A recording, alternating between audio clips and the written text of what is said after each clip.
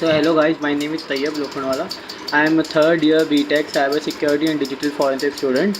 I started working in the Fireshark company from 7th November as a cybersecurity content developer, and in this internship I have learned many new things. I have learned how to create a content on specific topics. I have also learned many cybersecurity concepts because of making the contents of it. And about the team we were provided, the team was very helpful.